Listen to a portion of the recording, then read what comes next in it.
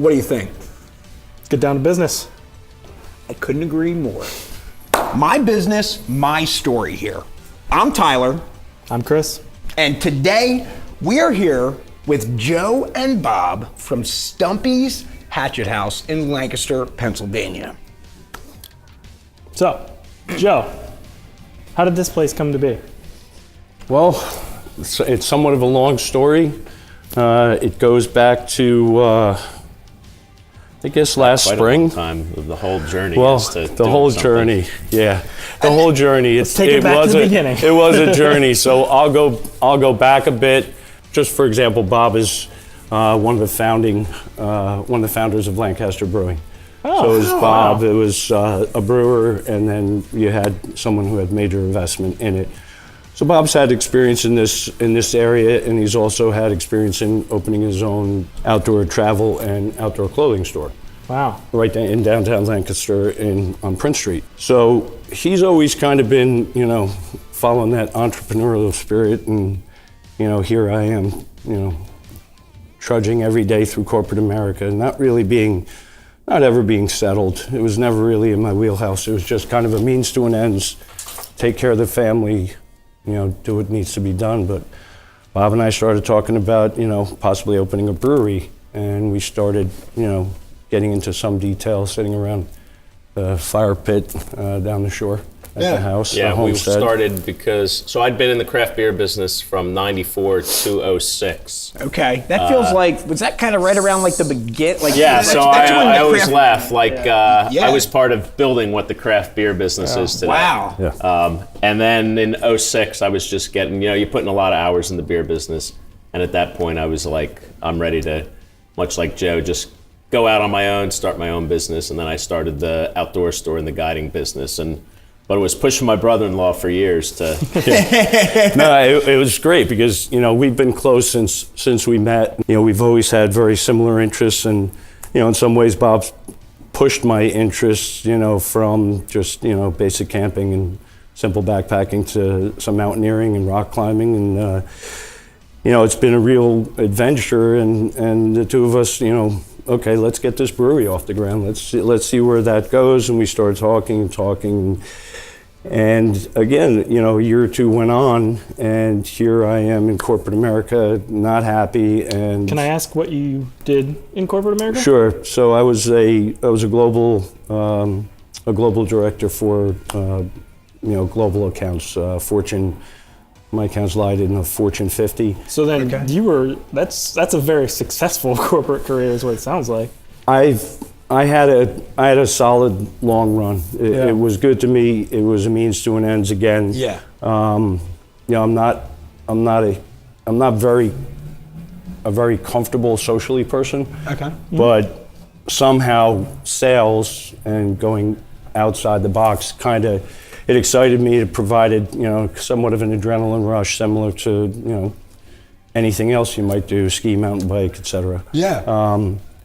But we went through another merger, and I've been through a dozen, I think, mergers. Yeah. And it's tiring. It's just the same old corporate line, and getting bigger, getting better. Nobody's jobs are going to be affected, and then next thing you know, your friends are getting picked off one at a time. And at that point, a friend of mine, Mark Milan, came in, and he said, I'm too excited. I got to tell somebody I could trust you. I want to tell you about what I'm doing. Sure enough, he says, I'm opening a Stumpy's Hatchet House. And the bells went off because I'm thinking, well, Stumpy's originated down the shore in Eatontown, New Jersey. Okay. And all my friends had been there. We had been planning on going there. And I was just like, you got to give me all the details. I want to know more about this. By that evening, I'd already gone online, expressed my interest in the franchise, and got the ball rolling, and then I immediately called Bob. And I could hear the hesitation in his voice, but I was like, look, I want to invest in this. I have some money. Let's do this together. Let's get this off the ground and utilize it as a springboard to evolve this core business, involve ourselves in the community, be a part of Lancaster and the people of Lancaster County. And sure enough, I was like, let's go see what this is about. Yeah. And Bob and his girlfriend Teresa and my wife and I, we went to Eatontown, and we had the best time. I mean, it was great, and the girls loved it. They were getting all competitive, and that's nice when you get the girl, Yeah. the partners on board. It makes it easier, right? Yeah. No, we totally. It was a great evening, and but I think it was still I was probably still a little bit. Well, all right, let's.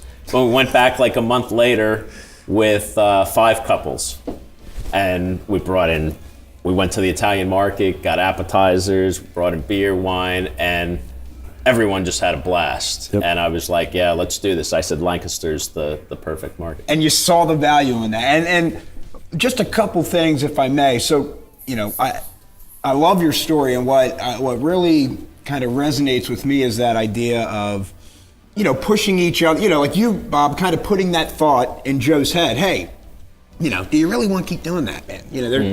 I think, you can take a chance. And then Joe ping-ponging it back to you, going out and finding the place and saying, all right, let's do this. And now Bob said, whoa, hold up a second, And so, I think that's a really neat kind of aspect of your story. And then, just with the getting the wives and girlfriends involved and going and actually feeling it out. And I think that's just, for me to hear is really cool is, when you experience that, just something special. It's neat for me to hear those kind of stories because, it just encourages, myself and I'm sure Chris to just kind of follow. Well, and that's why I was, you had a very good corporate job and yet you left it to pursue this dream. And that's something like anybody, I think, wants to hear that it's still possible. It's all, you know what I mean? It is possible, and it's, like you said, I want to make it clear, like, it's a fine line. Like, someone on the outside might look in and say, okay, you've had a successful career, why aren't you continuing to do it and then retire and go off in the sunset? But number one, I never thought, I don't think either of us ever thought about retirement as kind of the end game. It's more or less, what hobby or project do I want to work on that continues to be, give me satisfaction internally, to reach out and not only like a place like this, it's very socially. We get to talk to different people every night, and it's a pleasure to have that. So when your work, that retirement, I call it semi-retirement, when that's something fun and you enjoy coming in every day, then it's a win-win, and it's something that we can continue on doing other things that interest us and help, people in the community. I mean, we've already been involved in some fundraising, and it's been a lot of fun, and we've met some really beautiful people. And for us to be able to do that and not say to corporate, oh, I want to do a donation, I want to get involved with this local organization. It hasn't gone through corporate, and it's too small, and if we do you, we have to do everybody. And I'm just thinking to myself, if you're going to, I look at like Jersey Mike's. Okay. And Jersey Mike's started down by us, and it's a fantastic story. I mean, if you ever want to get a business story, that's a great story. I'm not going to go into it, but Jersey Mike's, I mean, here's an organization along with Joe Leone's down by us. Okay. These guys involve themselves not only locally, they also tend to, kind of go forward globally. They want their franchisees to be involved in their community, to be like a fixture in that community. And I respect that. I mean, Pete Cancro, who started Jersey Mike's, I mean, just the story of him coming up, but now what it's evolved to, and the millions of dollars that they donate to various organizations. And they tell the franchisee, get involved in whatever you want. And having this business enables us to do that because it's our P&L that we're running out of this store. We're tied to Stumpy's as a franchisee and an independent owner-operator. So what's great is we can and do and will continue to do and support those nonprofit organizations. The same with being able to promote local artists and local musicians. We're thinking further on we might start doing some some music in the back, and promoting some of the local talent. Maybe have an open mic night, who knows? But the possibilities out of What we this can do out of here is are endless. And we're happy to be here, and we're happy to do it. You're not squashed and crushed down by the way you feel sometimes in corporate America. And that's, I can't help but, just get chills just hearing these types of things, because certainly I'm not in a place to own a business. Running a video podcast, I can do that. I got the equipment for that. Right. But as far as, launching my own business per se, I'm just, or maybe I feel I'm not in a position to do that. But for where I'm at in life, I try and live by those similar principles, and just, I've gotten a lot of cool breaks, throughout my life, and a lot of really neat opportunities that, whatever, I was just lucky enough or fortunate enough or blessed enough to get. And so, why not when I get some good breaks, why not, give back to the community? And that's kind of what inspired, Chris and I to start the My Business, My Story podcast, is that, hey, what's really neat is, like, let's launch this and hear these stories about how these normal people who are no different than he or I, instead of just thinking, wouldn't it be cool to own a craft brewery? Wouldn't it be cool to have this place where you and your friends can join and throw hatchets and have fun throwing hatchets, but just the overall atmosphere and experience, and that, hey, we want this to be, a creative hub for the artistic community, that you guys can feel comfortable coming in here, hanging out, hashing out whatever it is that turns you on and fires you up. And that's what corporate America tends to squash. You adopt, or what we used to call in the industry, drink the Kool-Aid. I mean, you squash a lot of creativity. Yes, can you get creative in corporate America? Sure, as a sales guy, you have to. But if it's not something that deeply strikes that chord of being passionate about something, you're not going to get the best out of somebody. Yeah, I mean, they better be like living, breathing sales, and have that passion. For me, it was a weird passion. It was weird. It was hard to get passionate about it, because each customer you deal with, you act a different way, and as you do that for years and years and years, you start. I said to my wife, I said, you almost kind of lose yourself to who you really are and where your creativity lies, and you just think about all those great ideas that you have that you don't act upon. And again, it goes back to what's possible. I mean, like I tell my kids, if you're not going to go to college, great, but be passionate about something and follow that through. Because if you're not going to take a stab at these things, maybe, like me at 54, you decide, okay, I'm going to do something on my own. But how many people really get out of corporate America once they get in that groove and grind? Few. And then again, goes back to giving to the community. I mean, giving to the community wholeheartedly from here, and not having it, I'm going to give to you, but are you going to buy from me next month, or are you going to buy this from me? Exactly. Because that's still that corporate. That's still that corporate mindset. But it's not giving. Right. Truly giving to somebody is giving to them right from here, with no expectation of getting acknowledged and not expecting anything in return. That's giving. That's the definition of altruism, right? Yeah, I really like that message that you said about, just kind of going for your dreams. Because like Tyler and I said, like, we have a bunch of friends, we make movies and all that kind of stuff, but a lot of people, they talk the talk, right? But they have plans, they just never go for it. Yeah. And that's, with this, we just kind of said, we're just going to do it. And I think what you got to do. You either sink or swim, but at least you tried, right? Right, exactly. How do you know you're not the next Spielberg? Like you guys, how do you know you're not the next Spielberg? I mean, really, you don't. I mean, just like you don't know a kid that's great in math in 10th grade is not the next Einstein. But again, you guys basically took the leap, and that's really what it is taking that leap. And when do we have a chance at that unadulterated, non-pressure Right. situation Yeah. to do it is when we're young. Yeah. I always, That's the yeah. best And I always think environment. I have young kids, and you hear the message a lot like, oh, you just gotta. They don't have to get the best grades, but at least they have to try.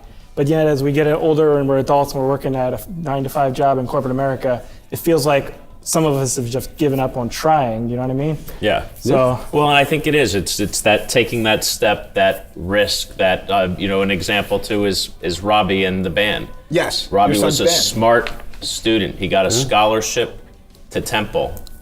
2 weeks before payment was due, he called his mom. He called me.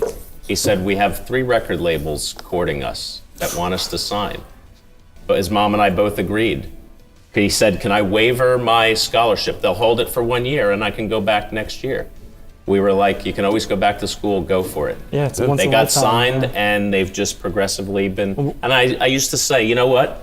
If it all falls apart, you can go back to school, but look at what you've achieved and what you have done. It's, Yeah. they And how took many that people can step. say that? Yeah. And that's what, and I love that you encourage your kids like that because, But how many of us promote that as parents? and that's Right. exactly what How it many is. of us promote that? Everybody promotes follow the American dream. And Right. the American dream was you go to school, you do what you're told, you listen, you get good grades, you don't step out of line, then you go get a job in corporate America and work your way up the ladder. Okay, well, let's reevaluate that. Yeah. Are we tuning our kids to just go into something that, let's say, my father wasn't truly happy with? Right. But he's just like, no, follow the American dream. Just do. Yep. Yeah, you But- can have a house and a car and yep. Yeah, and what's that teaching? What is that teaching the youth today? I mean, look, there's a lot of careers out there today that can be done without a college degree. Look, I spent a lot of time in college. I came out with 2 degrees, and look, yeah, did it teach me something? Yeah, maybe it taught me a little bit more about time management. Yeah. Yeah. But if you find Life a passion in lessons there, something and you're going to move forward in something that you're going to take that leap, you're going to figure it out. Or you're going to hire somebody that knows how to do it. But the vision, a lot of times, the vision and the dream it sounds cheesy, but it's really all you need. Then you figure, I mean, when Bob and I came into this place, Yeah. there was a lawn chair in the middle of this room, and I sat there, and then Bob came in, and we both sat here, and we're like, okay, now what? Yeah. I mean, this was built. Bob and I, 80, 90% of we this, did most With of the work your in hands. here. with our hands. Cut down now, the trees yourself. Yeah. No, see, we had a guy that somebody was. who did the trees. We had a guy that did my friends in Greenbrook, New Jersey, and we liked him. And when he came in, it was great because it was his second one. We collaborated. Okay. And we collaborated on all, these little bump outs. A lot of this was all, knocked out and retooled. I mean, that was 2 separate rooms. Yeah, okay. That room over there was his private office. I mean, we extended a lot of different things in here, just on as it evolved, it started evolving on its own. Mm-hmm. And then it started getting character on its own. And then, Bob and I, after working the basic, like putting up the boards and painting the walls, as that happened, he and I started to jive together more. And we started, thinking, as a team and how, what we were looking for. The And unified at the end of the vision. day, I mean, I could have never did this without him. Could have never did it without my wife. He could have never did it without Teresa. I mean, there was support in the home while we were doing this, and sometimes sometimes I was out here because I live in New Jersey. Right. There were times I was out here for weeks and weeks at a time. Sometimes I would crash here because it was 3 a.m, get up the next morning. Slept right here on the couch, I bet. Well, the couches weren't here, so, So it was the floor. a sleeping pad and a floor pad. No, there was nothing in here. But again, it comes down to the basic model: is you have a dream, you'll figure it out. Don't let it be daunting because everybody looks at a big project like an elephant or a whale. You're not going to take it down in one bite. Nope. But you chew enough at it, and over time, the elephant or whale, it's gone. Yep. That's the way you need to approach things. But anyone can figure out along the way if they have a passion that drives that end goal. And that's what I love kind of about where you guys are. Now, Bob, you've been in the entrepreneurial business or spirit maybe a little bit longer, but kind of just through this whole conversation with encouraging children, and I love that Joe, didn't let the fact that you were 54 hold you back. Because then people would be like, geez, now I got this great idea, but I'm 54. Do I want to do it? In our 50s, we're just getting warmed up. Exactly. So, because I think it's real easy to tell a 5-year-old, hey, follow your dreams. If you try hard enough and believe in yourself, you can do whatever you want. You tell a 10-year-old that, it's still a little bit believable. By the time the kid's 18, every parenting situation is different. You can live here, blah, blah, blah. But it's, hey, you need to get a job and you need to start supporting yourself. Right, and you lose that that whole message of, hey man, like Bob, like when your child had a scholarship, right? And you said, hey, it's okay if you want to follow your dream, and and don't put all that pressure on school, because that stuff's going to be there. It's going to be there down the road. Right. Yep. And more like Chris and I have just worked on this filmmaking and making these movies. Same deal. I mean, like 2.5 years ago, on a whim with my cell phone, made a fake movie trailer. And was it great? No. Was it bad?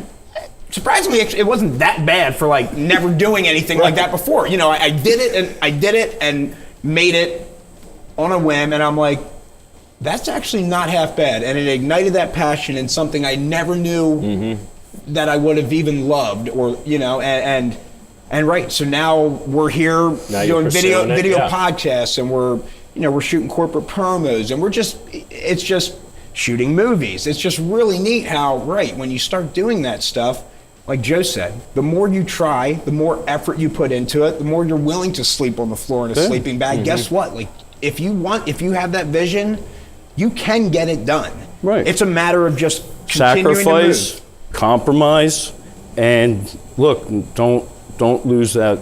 Don't ever lose that vision or that passion for it.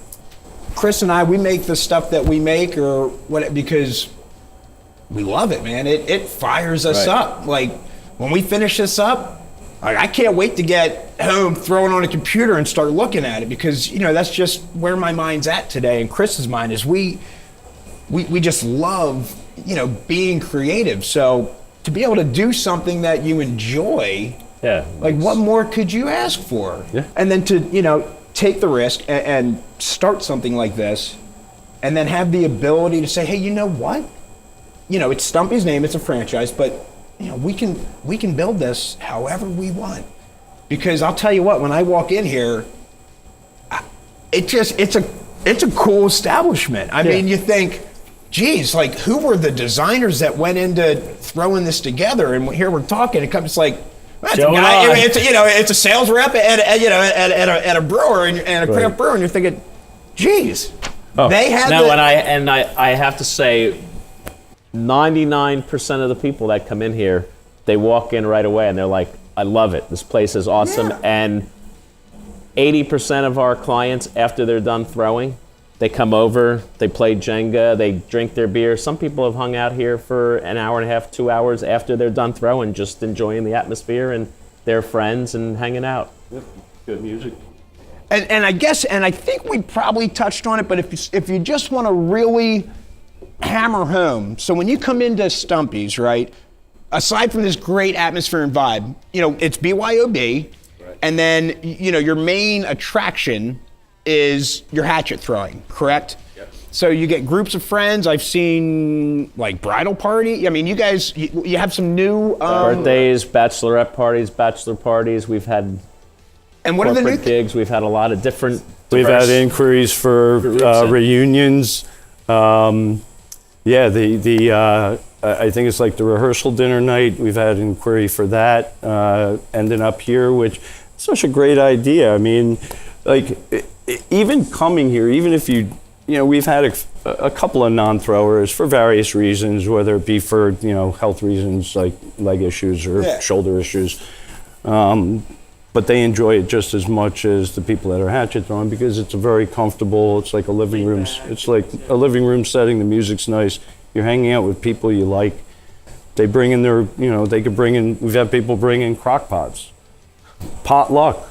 Yeah. Pizzas come in, fully catered. I mean, corporate events here, I mean, who doesn't want to do a team building throwing hatchets? I mean, that's a great way to mingle, and compete amongst your team. And, you know, so again, our guests here vary, and just from groups coming in wanting to get the field thrown of hatchets, and a lot of them have come back already, to having that corporate team building or that corporate event.